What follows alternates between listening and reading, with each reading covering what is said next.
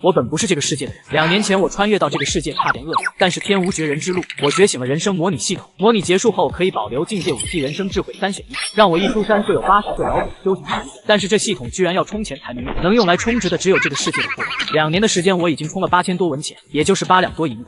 我相信只要不停的充下去，总有一天能够攒够使用金手指的数目。像刘家村这样偏僻的山村，每隔几个月才会有商队前来。主要是收购皮货药材。我将这几个月存的东西都拿了回来，最贵重的是一张完整的貂皮，一番讨价还价后，总共卖了2两多银子。这样的价格肯定是亏的，但这里是买方市场，不卖给他们只能到最近的集市以物易物。我卖完东西就回到家中，连忙打开系统进行了充值，手里的2两银子顿时凭空消失。充值成功，当前余额为10.3。是否使用人生模拟器？使用一次消耗10点金钱。我看到这条提示的时候，眼睛都湿润。2年啊，我终于攒够了能够使用金手指的钱。我迫不及待地点击了使用，顿时眼前出现一行行文字：20岁你流落刘家村，被村民刘石头收留。22岁你决定跟随商队外出闯荡，路上遇到一支狩猎队遭到猎杀，你跳到河里侥幸捡回一命。你身受重伤，被一位王姓商人所救，为了报答救命之恩，你到他的店里当了5年账房先生。27岁你攒够了钱，买了一本玄元功，迈入修炼之道。37岁你花了10年时间，终于练成第1重，成为9品武者。40岁你的东家惹到了一位7品武者杀上门来，你拼命抵抗，被当场击杀，结束了这一生。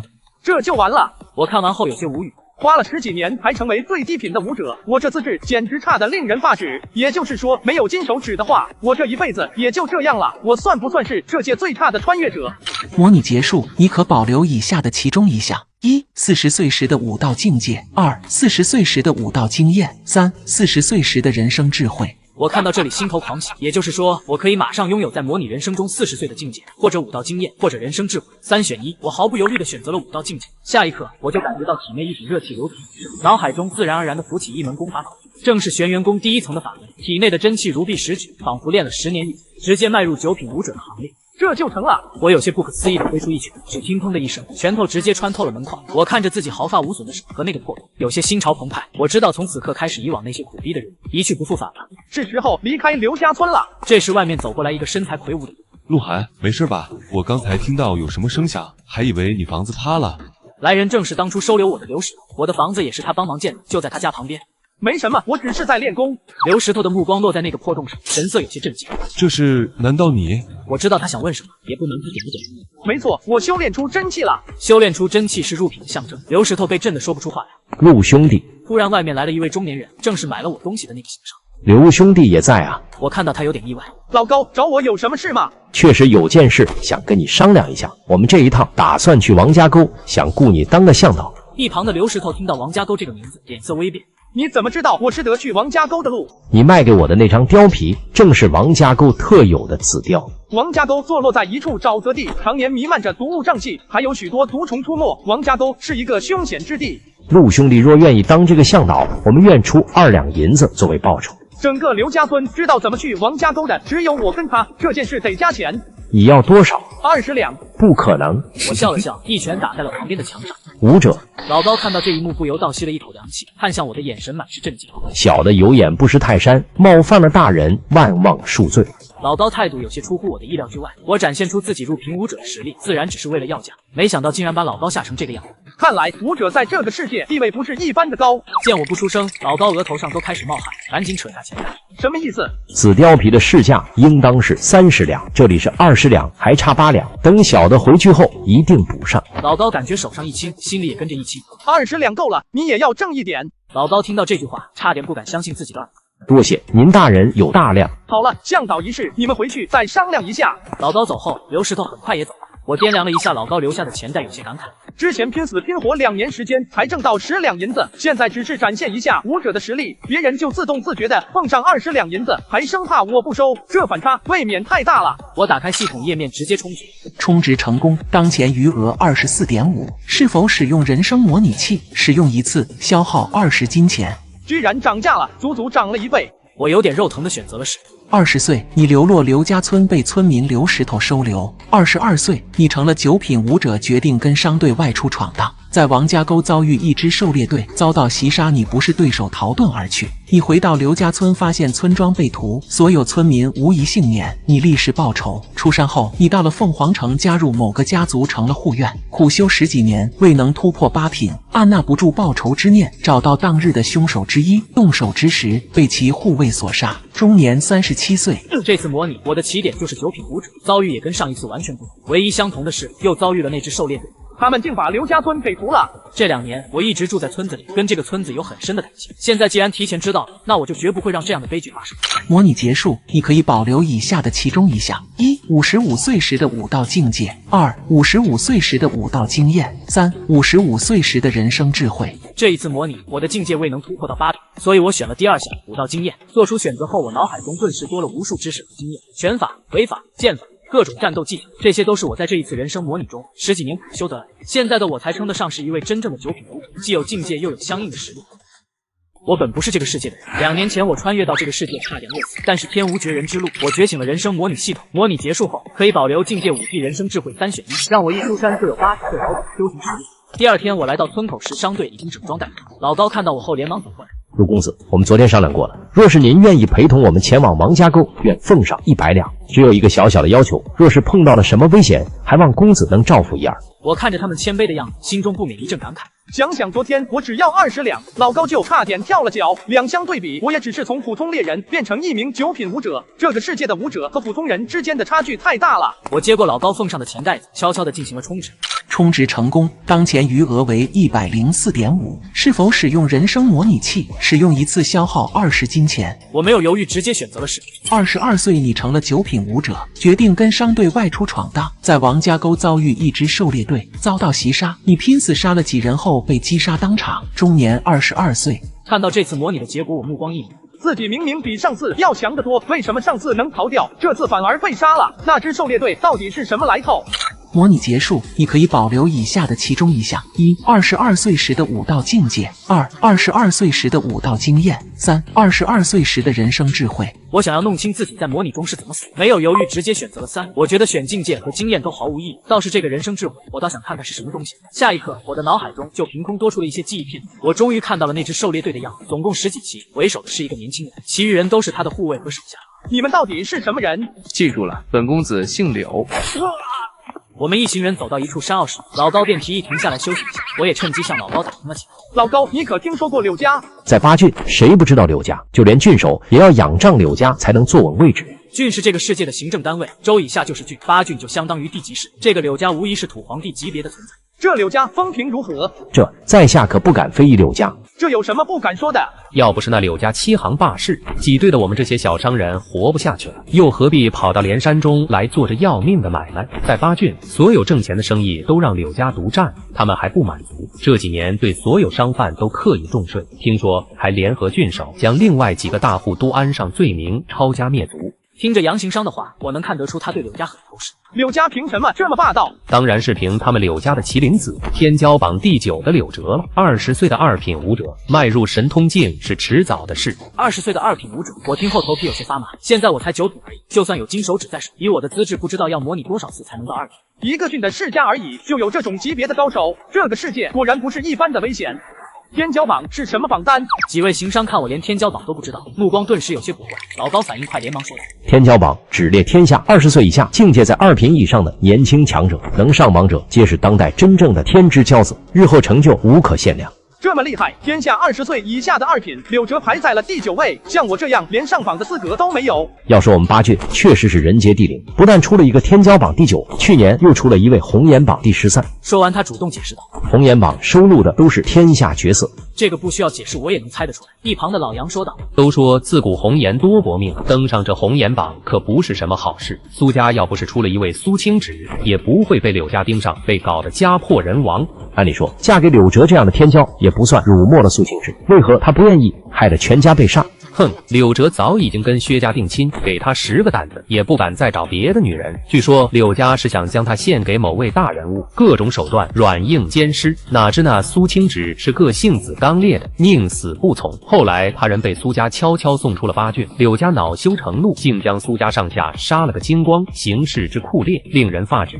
说起苏家被灭门之事，几位行商的脸色都不好看。苏家是巴郡传承多年的世家，柳家竟然说灭就灭，可见其霸道，行事肆无忌惮。他们也算是小有家财，家在巴郡治下，真是毫无安全感可言。我换了个话题，问起柳家都有些什么人物，老高孜孜不倦地向我说了起来。这一聊就是半个多小时。我虽然了解到了柳家的不少人物，可还是无法判断那支狩猎队里的年轻人是柳家的哪一位。休息完后，我们继续上路。我在最前面领路，再次打开了人生模拟器。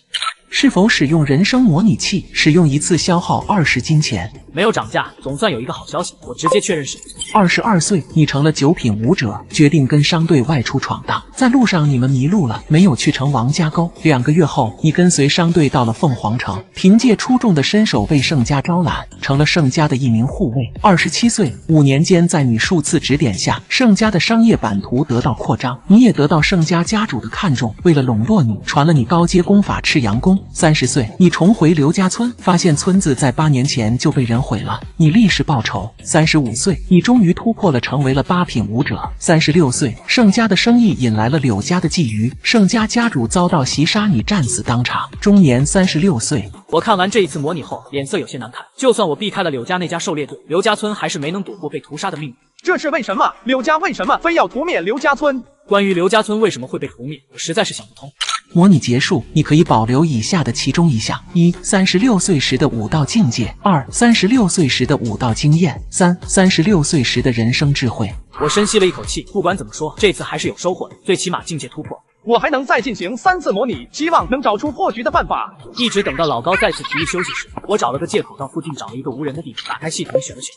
顿时我感觉体内的真气不断腾涌，可怕的热量散发开来，仿佛在体内焚烧一般。同时我的脑海中出现了一门新的功法，正是赤阳功的前2条。这就是8品。我感受着体内强大的真气，心头有些震动，提升了一个境界，真气起码增加了3、4倍。转变成火属性后，威力也是更上一层楼。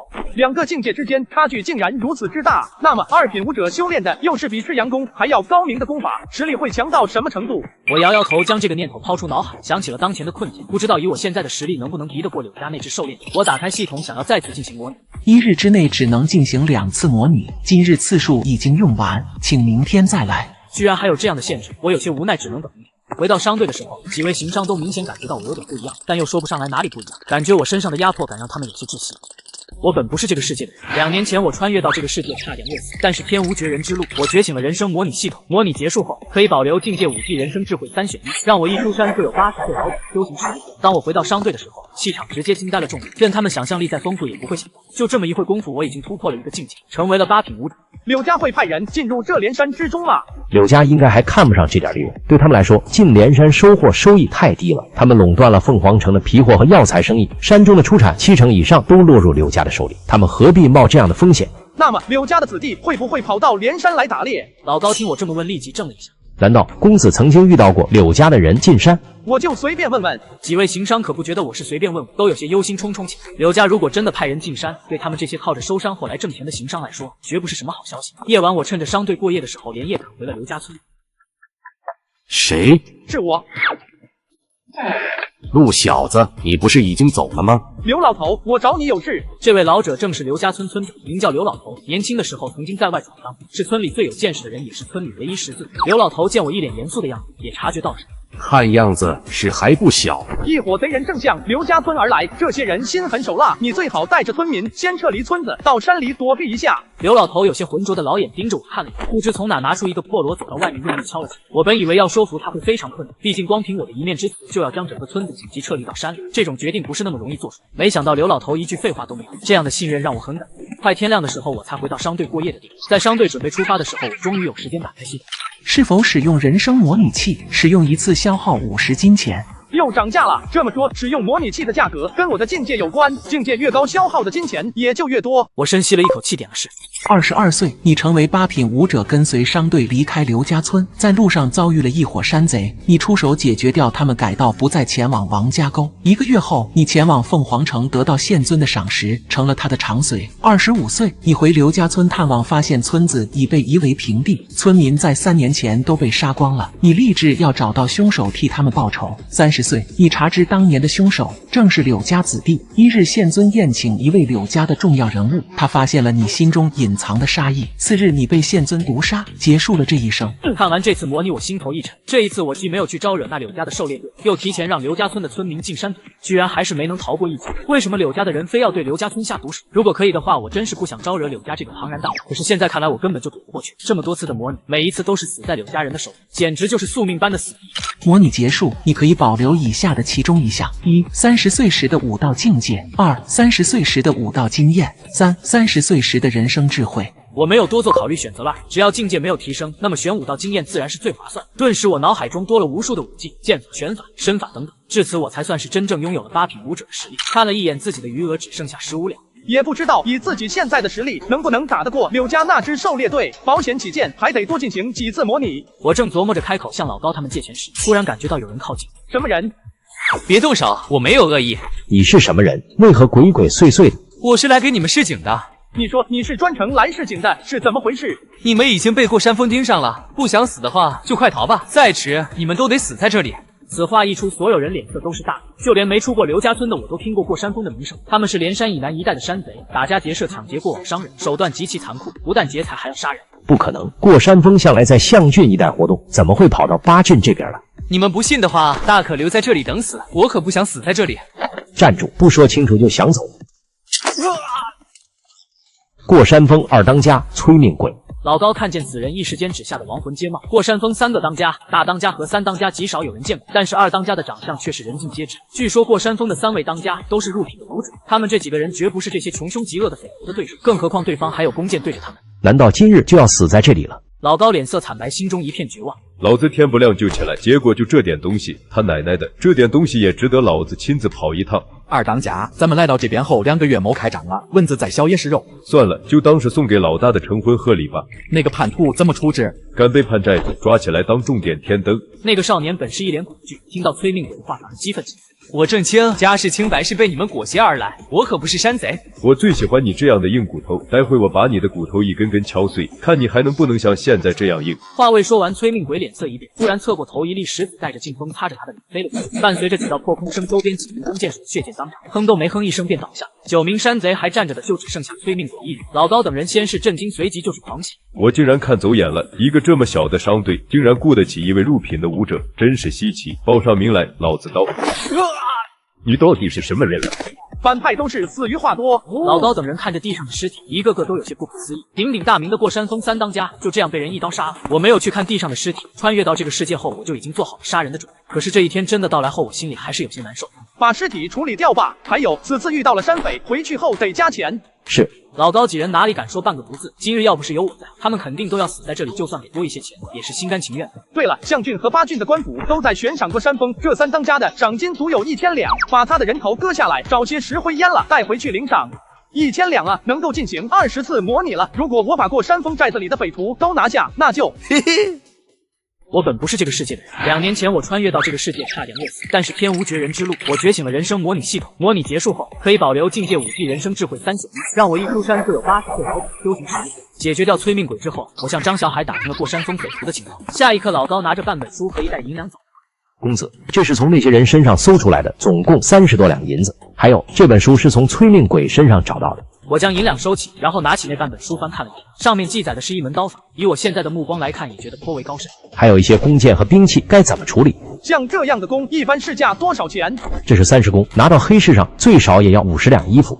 50两，1张弓就能进行1次人生模拟啊！25两衣服卖给你们了。老高等几位行商都有些心动，这样好的弓向来十分紧俏，完全不愁卖，带回去就是1倍的利润。可我们没有带那么多现银。没关系，写个欠条，以后再给钱也行。老高几人都是大喜过望，赶紧道谢。王家沟不能去了，那里已经被过山峰他们占了。老高几人闻言都是大惊失色，要是没有遇到催命鬼，那他们就直接闯进贼窝了。想到这里，他们都是心有余悸。我一个人走到一边，通知后余额再一次超过50，又开始了一次人生模拟。22岁，你成为8品武者，跟随商队离开刘家村，在路上遇到了一伙山贼，你出手解决他们。你前往王家沟，想要解决过山峰一伙，却不敌过山峰。关键时刻，一伙人杀了进来，你趁乱逃走，你误入一片沼泽，遇到一个神秘人，你被吃了。终年22岁。什么鬼？我没想到这次模拟下场会这么惨，竟然被人给吃了。那王家沟附近的沼泽这么危险的吗？这次模拟是有价值的，至少让我知道现在的自己还不是过山峰的对手。还有关键时刻杀进王家沟的人，有可能就是柳家的那支队。之前几次模拟我们都是在王家沟附近碰到柳家的狩猎队，这能对得上。也就是说柳家也是冲着过山峰来的。柳家解决掉过山峰后，在回去的途中经过刘家村，将村子夷为平地。究竟是什么原因让他们屠掉刘家村呢？我就是像在拼一副拼图，通过一次次模拟来复原整件事的真相。现在我已经非常接近真相了。模拟结束，你可以保留以下的其中一项：1、22岁时的武道境界；2、22岁时的武道经验；3、22岁时的人生智慧。我思考了一下，选择了2，顿时我脑海中就多了一段战斗的记忆，正是在模拟人生中跟过山峰拼斗的过程，每一招每一式都深刻在脑中。我终于知道自己输在哪了。是兵器。论硬实力，过山峰就比我高一些。自己之所以会输得那么惨，就是因为兵器太差。如果我有一把好的兵器，未必就会输。这时老高几人走了过来，我们商量过，准备回头走之前常走的那条路。那我们就在这里分别吧。这里是100两，还有这张欠条。公子日后到巴郡的凤凰城找我。很快老高他们带着骡子走，只剩下张小海一个人跟在我身后。我没有理他，找了个干净的地方盘坐下，先把钱充上。顿时系统的余额变成了105。是否使用人生模拟器？使用一次消耗50金钱。是。22岁，你成为8品武者，跟随商队离开刘家村，在路上遭遇了一伙山贼，你出手解决掉他们。得知贼窝在王家沟，改道不再前往王家沟。2个月后，你前往象郡天水城，用山贼的首级到官府领赏，拒绝了县尊的招揽，以800两为本开了一家皮货铺，做起了生意。28岁，你的生意越做越大，成了天水城的首富。你的财富让一些人眼红，受到各种打压。为了自保，你娶了天水城有名的6品高手董璇的女儿为妻。你不敢继续扩张生意，维持着现状，开始专注于武道。29岁，由于张小海一直忠心耿耿，做事踏实，于是收张小海为徒。30岁，你得知刘家村被屠灭一事，只是此时你已经有了妻儿，敌人是大不敢有报仇之念。35岁，你学成了从山贼那里得到的半本书里的3式无名刀法，实力大增。36岁，你的商行遭遇危机，你不得不出手解决，展露出你的刀法。37岁，就在你感觉到突破的契机时，你发现自己中毒了，毒是你的岳父下的，为的是逼问那3式刀法的来历。你将半本刀法交给他后，他还是废了你的筋脉。从此之后，你成了一个废人，商行也被岳父的徒弟接手。你在商行的嫡系遭到清洗。1个月后，张小海失踪。8年后，你郁郁之下重病在床，弥留之际，张小海提着董璇的人头出现在你面前，说了一句：“师傅，我替你报仇”后吐血而亡。你死了，终年45岁。我看完这一次模拟人生的结局，一时不知该说什么好，真是一次比一次悲催，竟然被岳父给背刺。而自己的岳父之所以这样做，仅仅是为了3式刀法。在这个世界，想要好好活着实在是太难，想要学的高深武学就要给人卖力，就算是这样，也随时可能被当成弃子。我看了一眼站在不远处有些畏缩的张小海，心下一凛，真是看不出来这小子居然那么忠心。模拟结束，你可以保留以下的其中一项：1、37岁时的武道境界；2、37岁时的武道经验；3、37岁时的人生智慧。我看到这3个选择的时候，有些纠结了起来。37岁时，正是我这次模拟人生的巅峰，距离7品只有1步之遥。不过我学会了那3式无名刀法，能让董璇这样的6品武者不惜用那样下毒的手段对付自己的武学，肯定不是凡人。凭这3式刀法杀过山峰肯定不难。我思考片刻，选了1，顿时我体内的真气开始提升，足足增加了1倍有余。我感觉仿佛触摸到了一层屏障，我的真气已经到了这个境界的极限。以我现在实力，胜过山峰应该不成问题。保险起见，再来一次。22岁，你成为8品武者，跟随商队离开刘家村，在路上遭遇了一伙山贼，你出手解决掉他们。得知贼窝在王家沟，改道不再前往王家沟。2个月后，你前往象郡的天水城，用山贼的首级到官府领赏。后来，你凭借出众的实力，得到郑家的赏识，你决定加入郑家，受到了重点培养。35岁，你迟迟无法突破到6品，受到郑家家的质疑慢慢被边缘化，后被放逐到天水城，成为一个管事。38岁，一名郑家子弟路过天水城，因为调戏了红颜榜第10的曹依依闯下大祸。曹依依的一名随从找上门来，一人一剑将郑家在天水城的人全部杀光，你只接下了一剑，被第2剑刺破了喉咙，享年38岁。解决掉过山峰后，我在他身上摸索一番，并没有什么武功秘籍，只找到了100多两。这时外面突然传来打斗厮杀的声音，难道是柳家的那支狩猎队到了？我转头看了一眼还在痛哭的一对主，突然想通了许多之前觉得疑惑的事情。柳家之所以会派人前来连山，应该就是为了这个女人。传闻中那位红颜榜排名第13的苏清芷，那几位行商曾说过，柳家想将这个女人献给某位大人物，一怒之下灭掉了苏家门。她逃到了连山中，柳家派人一路追了过来，这也是柳家的狩猎队出现在王家沟的缘由。柳家的人来了，你们要是再不走，就走不了了。柳家2个字让苏清芷脸色一变，她也听到了外面的厮杀之声。知心，我们要赶紧离开这里。恩公，能不能带我们一起离开？我帮不了你们，好自为之吧。我不想惹祸上身，从过山峰手中救下他们已经是仁至义尽。知心听到那厮杀声越来越近，见我无动于衷，心急如焚，不知怎的就喊了一句：“我家小姐有钱，3万两。”听到这话，我没做主，直接抓住2人，带他们逃离了。你们真的能拿出3万两？要是你们敢骗我，我把你们送回村子里。弟子怎敢欺骗恩公？一旁的苏清芷借着月光对我打量起来，片刻后微微蹙眉。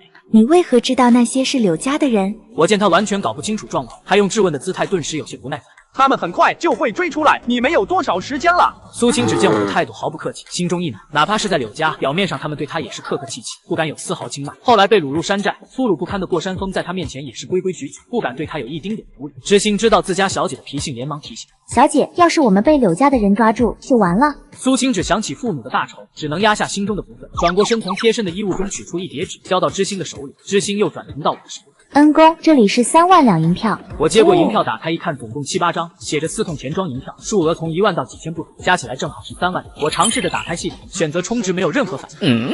你们不会拿着一叠假银票来糊弄我吧？苏清芷见我连4通钱庄的银票都不认得，不屑跟我说话。知心忙解释：“恩公放心，4通钱庄是大州最大的钱庄，在各个郡都有分店。这银票是老爷亲自交到小姐手上的，绝不会有假。”我见他这么说，只能姑且信他了。这3万两可以给你，但是你必须带我们去平郡。平郡在哪？有多远？恩公，8郡在江州之东，平郡在江州之西，大概1000里。走水路的话，也就半个月的路程。远是远了点，不过走这一趟能挣3万两，也挺划算。可以，在我力所能及的情况下，我可以保护你们。我没有把话说死，如果碰到自己无能为力的情况，那只有对不起。3万两还不足以让我拿命去拼。你可别想打着半路将我们扔下，带着银票跑路的主意。这是我苏家专用的银票，必须要有我的签字才能兑换。等到了平郡，我自会跟你去4通钱庄将银子取出来。这次我听明白了，这些银票只是相当于存储，虽然有些麻烦，但也没办法。不管在哪个世界，钱都不是那么容易挣。3万两可不是一个小数目。几天前我还只是一个猎户的时候，花了2年时间才攒到10两。这样一想，我也就释然了。跟张小海会合后，并没有过多解释。4人趁着夜色赶紧离开了这，不敢往沼泽的方向走。我记着那后面有着一个吃人的怪物，带着3个累赘，能不能躲开柳家和郑家的眼线，我并没有太大的。走了不到1个小时，突然苏清芷哎呦一声，差点摔倒在地。她脚扭了一下，被侍女之心搀着，说什么也不愿动。我接下这一趟差事的时候，就猜到这一路不会顺利。像这种娇生惯养的大小姐，估计从来没吃过什么苦。我们只能在附近找个山洞先行休息，等明天再说。正好利用这个时间增强一下实力。我坐在洞口处打开了人生模拟器。是否使用人生模拟器？使用一次消耗500金钱。是。22岁，你成了7品武者，离开刘家村，在王家沟从过山峰手中救下了苏清芷。这时柳家的人追到了王家沟，你带着苏清芷几人逃离。第2日，柳家的人追了上来，一场大战，你杀了柳家4人，最后死于柳家6品武者手中，享年22岁。柳家这支人马中果然有6品武者。这次的模拟并没有出乎我的意。我现在已经基本摸清了这个系统的使用方法。模拟人生的走向取决于我当前的想法。当我想着要试一下柳家这伙人的实力时，模拟人生中的我就会留下来跟他们一战。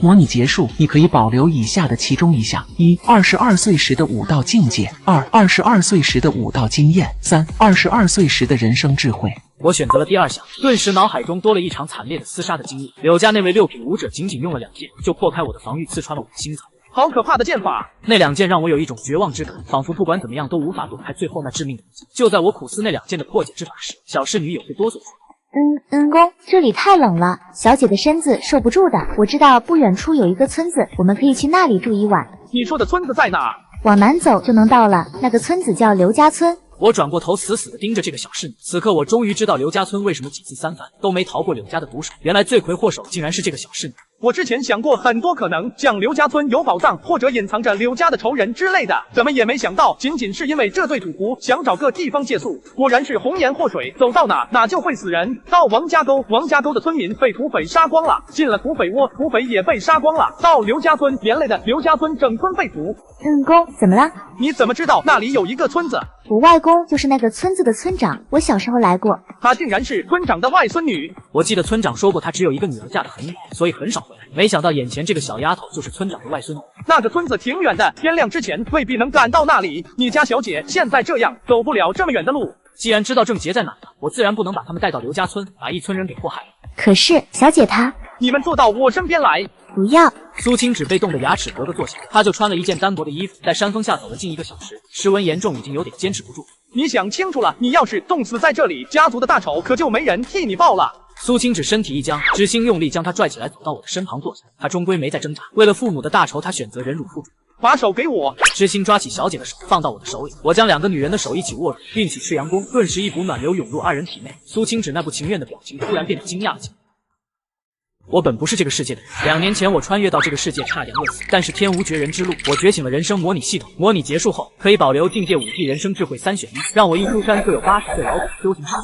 当我把赤阳功输入到主仆2人体内后，并不知道苏青子的体内正发生着改变。我一边运动替2个女人驱寒，一边继续进行模拟。知道刘家村被灭的缘由后，我只要不让2个女人去那里，就不会有悲剧发生。接下来就是利用人生模拟器来提升实力。22岁，你成了7品武者，离开刘家村，在王家沟从过山峰手中救下了苏青芷。这时柳家的人追到了王家沟，你不愿惹上麻烦，便独自一人离去。1个月后，你到了象郡的郡治项城，几个月后就开始崭露头角，得到郡守的看重，被举荐成为城卫军的将领之一，负责击盗。5年间，你带领士兵将象郡境内的土匪全部剿光。郡守因功擢升，却没有带你前往都城。新的郡守上任2个月后，你被调职，负责守备粮仓。你开始专心武道，却进步缓慢，你感觉自己碰到了瓶颈。35岁，江州大水灾情过后，你负责看守的粮仓的粮食全都不翼而飞。你见势不妙，一路杀出了郡城，从此遭到官府的通缉。你逃入连山中，过上了隐居的生活，修为却无法寸进。数年后的一个晚上，被一个神秘黑影袭击，就此死亡，终年40岁。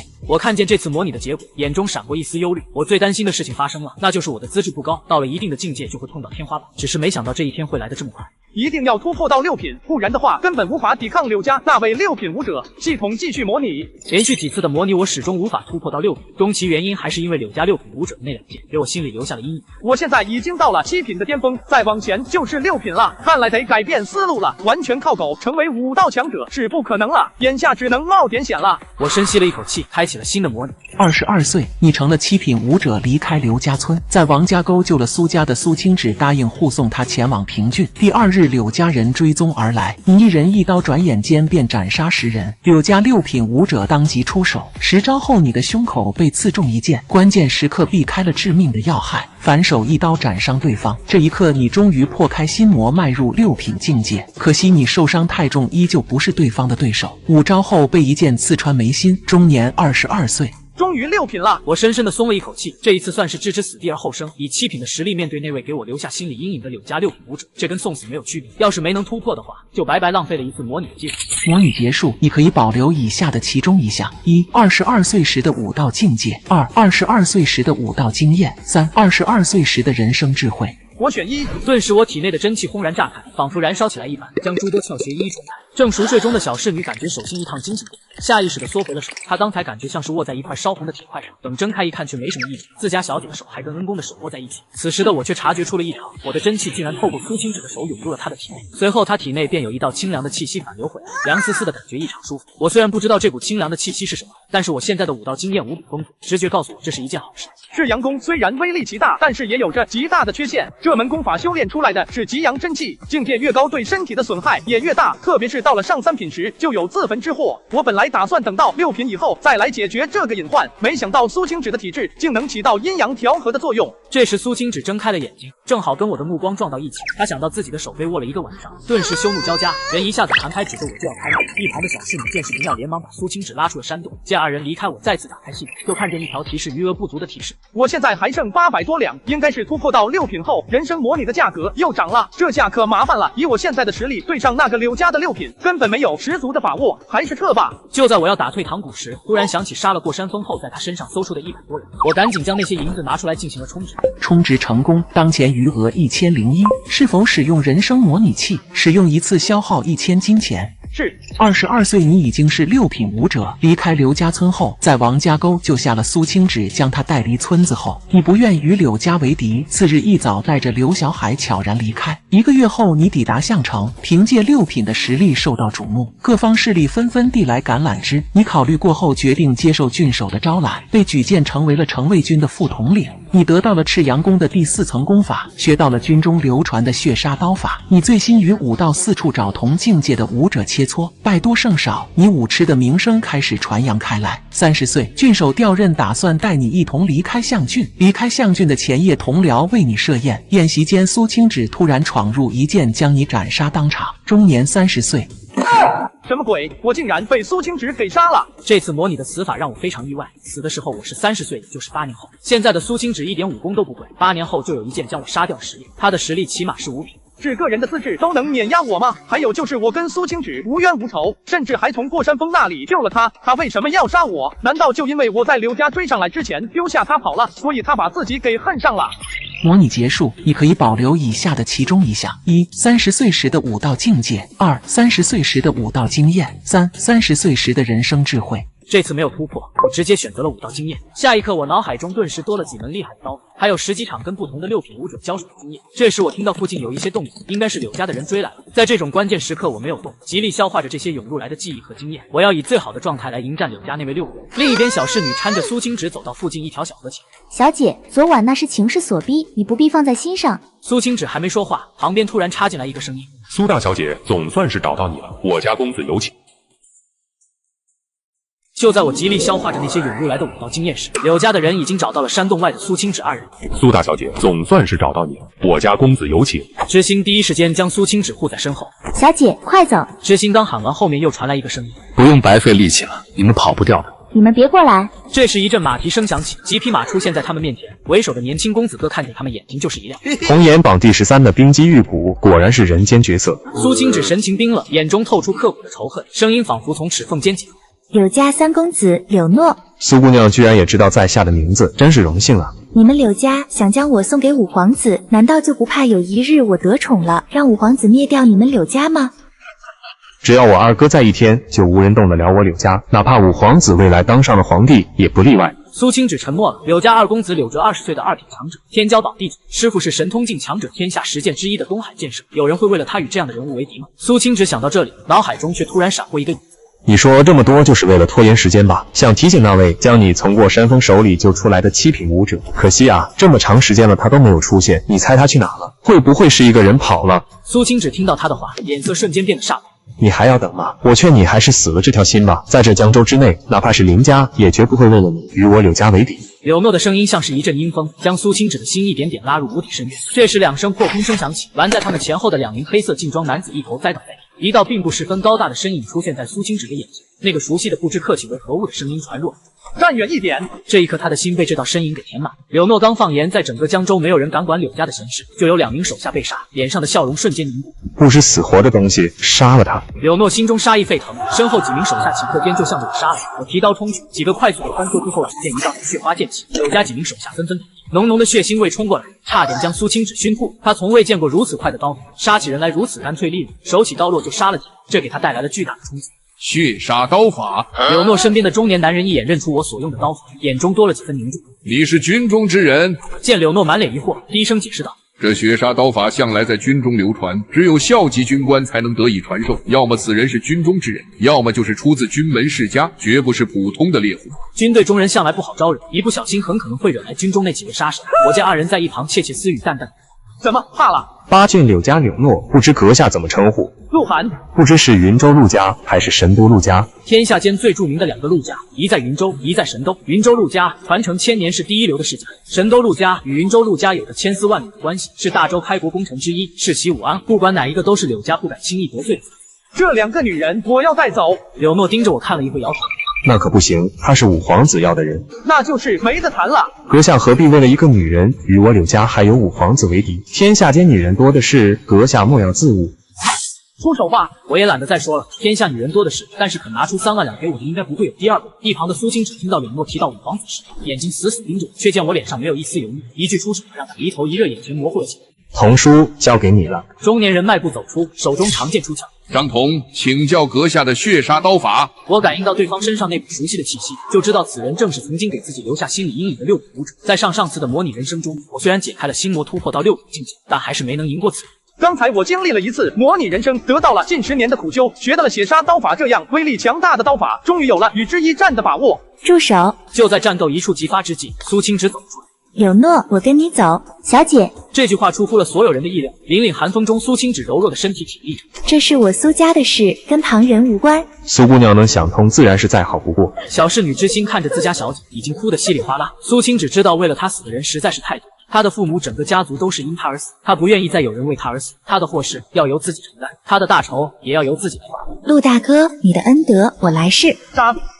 我骂了一句便冲了过去。苏青只反应过来时，我已经被对方扑到了一片火，一切平息下来。苏青只见我浑身染血的站在那里，头脑嗡的一声，差点晕厥过去。柳诺看到这一幕，只害得魂飞魄散，毫不犹豫的转身就逃。我一甩手中钢刀，下一刻柳诺身体就被我一刀刺穿，整个人定在了树上。我看到柳诺终于死，心里生出一种难以言喻的感受。自从使用人生模拟器之后，这柳诺和张童就如同梦魇一般笼罩在我的心头。几乎每一次模拟，刘家村都逃不过被灭的命运。我完全是一步步被逼到现在这个境地，不惜沾惹上苏青芷这样的大麻。如今彻底解决掉了这个心头大患，我感觉整个人都轻松了，压在心头上的石头被卸下，心灵都变得灵动。这就是所谓的念头通达吧？公子，你没事吧？这时张小海不知从哪里冒出来，一脸焦急地问我。我知道他一直躲在附近。这小子确实机灵，发现情况不对，立马躲了起来，没有添乱。没事，小伤而已，去把那些尸体都处理掉，记住把他们身上的东西都搜出来。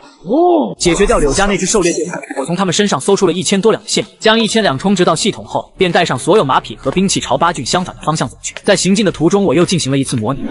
22岁你离开刘家村，在王家沟救了苏青芷，与他达成交易，答应护送他前往平郡。第2日，柳家的人追了上来，你将他们尽数杀了，带着战利品离开连山。10天后，你们到达天水城，你将战利品卖掉后继续前行。半个月后，你们在项城外遭遇了柳家派来的人，你和张小海被当场杀死，终年22岁。这次的模拟只进行了1个月，我就被柳家的高手追上，并且杀死。柳家的人怎么会来得这么快？我皱起眉头，柳家会给柳诺报仇，我早就有了心理准备。只是这里是在大山里面，柳诺和他的手下被我清理得很干净，柳家要确定他的死讯，起码要一段时间，怎么会追来的这么快？突然我听到一旁的马嘶声，转头一看，见到马屁股上的印记，一下子明白了过来。这些马匹身上都打有柳家的印记，别人一看就知道这些马匹是怎么来的，肯定是那些买马的人通知了柳家。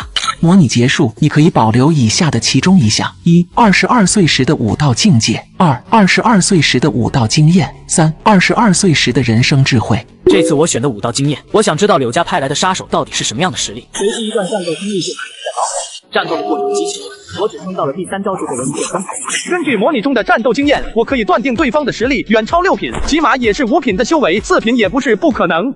小海，你知道柳家吗？一旁的张小海摇了摇头。那你知道郑家吗？知道，郑家是象郡最大的世家，说是土皇帝也不为过。柳家比郑家还要厉害，刚才我杀的就是柳家家主的亲儿子，柳家绝不会善罢甘休，一旦发现儿子死了，就会派高手来劫杀我们，此事与你无关，我可以给你一笔钱，你回到家置办些田地，可过上安稳的日子。张小海一听就急了，扑通一声跪到地上，公子，求求你别赶我走。柳家高手如云，实力在我之上的比比皆是，到时柳家的人来了，我可护不住你。我不怕，昨天是公子救了我一命，从那时起我的命就是公子的了，只求公子让小的留在您身边。好，你先起来吧，我现在传你一段口诀，你听好了。说着我又看向小侍女知心，知心，你过来一起听。刚才我2人的对话，知心都听到，闻言连忙摆手。不行的，又不是什么高深的功法，你学一些，以后才能保护你家小姐。说着，我便开始念起了口诀。我传他们的正是玄元功的第一层，这是一门颇为不错的入门功法，中正平和，是玄门正宗。我并没有控制音量，不但张小海和知心听得见，就连苏清芷也是听得一清二楚。张小海和知心二人仔细将口诀记下。苏清芷她本不想听那些口诀，可是越不想听，那声音就越往耳朵里钻，一句句口诀流过她的心田，不知不觉间，下意识地按照口诀运转，体内真的产生了一股气。当我将口诀念完，他已经功行一周天，打通了一处玄关，丹田中多了一道真气。当苏清芷反应过来的时候，还有些不可置信。这怎么可能？苏清芷再三确认体内那团微弱却是真实存在的真气后，整个人都傻了。他的父亲就是苏家当代家主，他自小也受到父亲的指点，只是不论他怎么努力，都无法练出哪怕一丝真气。一直以来，他都以为自己是个无法练武的废人，现在他居然能修炼了，真真切切的凝聚出了一丝真气。苏清芷几乎喜极而泣。不到1刻钟就有了气感，凝练出了一缕真气，这样的资质绝对是顶尖的。我要有他这种天资，估计早就突破1品了吧。我想起这个就有点心塞，进行了这么多次人生模拟，前后修炼了100多年，才堪堪突破到6品。我这垃圾资质也是没谁了。1个时辰后，我们继续出发。这一次我果断的把多余的马匹都放生了，带着柳家标志的兵刃也都一并舍弃。就这样，我们白天赶路，夜晚扎营休息。10天后，我们来到了山下的一处破庙，准备在这里过夜。等众人安顿好后，我继续给他们传授武道。知心有一些基础，得到提点，很快就入门了。张小海胜在足够勤奋，知道武道是改变自身命运的唯一机会，修炼极为刻苦。而天赋最高的苏清芷却遇到了麻烦。自从他发现自己能修炼之后，简直是欣喜若狂。可是接下来的几天里，他的进步越来越慢，更加可怕的是，他辛苦修炼出来的真气竟然一点点消失。就在前天，他体内最后一缕真气也消散，一夜回到了解放前。苏清芷心急如焚，却是毫无办法。经过2天的思来想去，他猜测自己能够修炼，可能跟那天晚上我替他运功驱寒有关。苏清芷听着我逐句讲解着玄元功的要诀，紧咬嘴唇，终于下定了决心。深夜里，张小海独自一人在角落处打坐，突然传来知心的哭喊声：“小姐，你没事吧？”鹿晗大哥，不好了，小姐的身体好冷，就像是冰块一样，你快来看看。我闻言起身走了过去，见苏清芷缩在那里，伸手摸向她的额头，随即我的嘴角勾起一丝笑意。她阴寒入体，这样下去很快就会失温而死。那怎么办？要救她只有一个办法，脱去她的衣裳，我将她抱入怀中，肌肤相贴，运转玄功，给她暖身，或许能救她一命。知心听到这种施救办法，傻眼了。我在一旁假装催促道：“都这种时候了，还在意这些小节做什么？你难道想让她活活冻死？”知心听到死字，一咬牙，伸手就要去解小姐的腰。突然，一只手伸了过来，紧紧抓住她的手。知心一看，竟是自家小姐已经睁开了眼睛。小姐，你总算是醒了。苏清芷没有理她，咬牙切齿地盯着我。她知道我是故意的。苏清芷眼圈发红，胸膛急促起伏，再也忍不住。为什么要这么对我？你还不明白吗？这个世界没什么是理所当然的，你想要什么就要付出相应的代价。在逃亡的途中，美女小姐意外昏迷。我见状，直接提了一个苛刻的要求，当场把昏迷的苏清芷吓醒。为什么要这么对我？你还不明白吗？这个世界没什么是理所当然的，你想要什么就要付出相应的代价。苏清芷听到我的话，身体一颤，死死地咬住嘴。原来你跟过山峰之流都是一路货色。你虽然有几分姿色，可是这副自以为是，觉得全天下都欠你的嘴脸，实在是让人倒胃口。我对你可没兴趣。苏清芷怎么也没想到我会说出这样的话，脑袋里嗡嗡作响，目光变得呆滞，失魂落魄之下直接栽倒在地。旁边的知心都快要急哭了，一边是自家小姐，一边是救命恩人，她真不知该怎么办才好。苏清芷想到自身的血海深仇，咬了咬牙站起身，走到我的身前，直接跪。你这是干什么？我想练武，我知道你能帮我，只要我能成为武者，不管什么条件，我都答应你。你想清楚了？想清楚了。我可以帮你，条件是你要当我的侍女。侍女？听到这个词，苏清芷一脸的不可思议。你没听错，我要你当我的侍女。知心平时怎么服侍你的，你就要怎么服侍我，能做到吗？苏清芷死死地盯着我，心中屈辱、委屈、愤怒、伤心，各种情绪冲塞在胸口。我都已经做到这种程度了，底线一退再退，他连个名分都不愿意给我吗？为什么要这样对我？此刻的苏清芷的表情恨不得扑上去跟我同归于尽。以后我坐着你只能站着，我吃饭你要给我夹菜，我热了你要给我挥扇，我冷了你要帮我穿衣。作为交换，我会帮你解决你体内的隐患，并且传你功法，不会有任何保留。你放心，在这期间我不会碰你。我说过我对你没兴趣，你考虑一下，什么时候考虑清楚了，给我一个答案。不用考虑了，我答应你。这句话仿佛耗尽了他所有力气。我见苏清芷竟然真的一口答应下来，反倒愣住。说实话，我提这样的条件就是故意为难一下他，就等着知心过来求情，然后再顺水推舟换一个别的条件。可是万万没想到，他居然真的答应了，连价都不带还。这一下直接把我整不会。一旁的张小海见苏清芷竟然答应，心中佩服到了极点。不愧是师傅，太厉害了！几下手段就将这位仙女士的大家小姐治得服服帖帖，连当个侍女也愿意。我要是能学到师傅这个本领，那就好了。张小海心中产生了一丝期待。出了连山后就是天水城，到了天水城安顿好后，我走到苏清芷面前，见她低下头去，一副已经认命的样子。我伸手将她插在头顶的一根玉簪取下。借来一用，我出去一趟，你们待在这里，不要乱走。见我转身离开，知心就要阻拦，却被苏清芷拉住。小姐，那根簪子是夫人留给你的遗物，身外之物而已，没关系的。小姐，我去求陆大哥，让他放你一马，我来给他当侍女。我要活下去，还要习武，亲自替爹娘报仇。现在只有他能帮我，必须忍辱负重。小姐，知心泪眼婆娑，觉得小姐真的变了。原先是多么骄傲的一个人，现在居然给别人当侍女。我拿着那根玉簪来到一家当铺，这个能当多少银子？当铺里的老朝奉看了那根玉簪一眼，便拿眼打量起来，见是一名猎户，听口音还是外地来的，心中就有忌讳。青玉簪子一根，可当2两银子。这么少，不当了。我一听转身就要走，老朝奉连忙喊我：等等，小兄弟可否进屋一谈？好啊。进了里间，老朝奉直接对我问道：小兄弟这簪子是从何处得来的？你管我从哪里得来的？你就说能当多少钱？巧了，我们家当铺前些日子失窃了，丢失了几样东西，其中有一样就是这根簪子。老夫猜想，你若是那窃贼，应该不会这么蠢，拿着从我们这里偷的东西来当，就当你是捡的吧。这2两银子你收下，东西就物归原主了。结，说的跟真的一样。我没想到他们这么简单就上当，亏我还准备了不少手段，结果完全不屑。看来他们坑蒙外地人已经坑习惯了。我继续装傻当。这是我娘子的嫁妆，怎么可能是你们当铺的东西？把东西还给我。看来你是给脸不要脸了。老朝奉说完，门口顿时出现2个手持棍棒的壮汉，把他扭送官府，就说他偷了我们当铺一根价值300两的玉簪。是。2名壮汉气势汹汹的上前就要抓人，我抬脚就将2个壮汉再翻在地。老朝奉顿时傻眼了，我将刀横在他的脖子上。你说这事要怎么解决？老朝奉心中叫苦，哪里不知道自己看走眼，居然踢到了一块铁板上。好汉饶命，凡事好商量。行，派人通知你的东家，半个时辰内他若不来找我，我就要找上门，跟他好好说道了。老朝奉哪里敢说个不字，连忙派人去通知。我从苏清芷那里拿来这根玉簪，就是为了钓鱼执法。1刻钟后，门外传来一声娇喝：哪个小贼敢跑到天水城来撒野？突然一道人影向我刺来，我随手一挥就将来人给扇飞出去。大小姐，我朝那名女子看去，也就17、18岁，长得挺清秀。她应该就是在那次模拟人生中我娶的妻子吧？想到这里，我感觉有点怪怪的。这家当铺的老板就是在那次模拟人生中给我下过毒的岳父。虽然那一切只是发生在模拟人生里，但我是个记仇的人，这个场子怎么也得整。玉儿，一个中年人出现在我面前。玉儿，你没事吧？董璇看见女儿受伤，心中又急又怒。那名少女强忍着痛楚摇头：爹，我没事。阁下对小女下如此狠手，今日若不给个交代，别想离开这里。交代，这就是我的交代。我成为赘婿后，却被岳父谋杀，只因我身怀绝世刀法。这一世，我决定先下手为强。当我提刀冲向董璇时，他无论如何也以为六祖无主。这一刻，他竟然连出刀的勇气都没有。就在董璇以为自己死时，我的刀锋在他鼻尖上提。这样的交代可还满意？当我这句话传到董璇的耳中时，他才如梦初醒，手中宝刀咣当一声掉到了地上。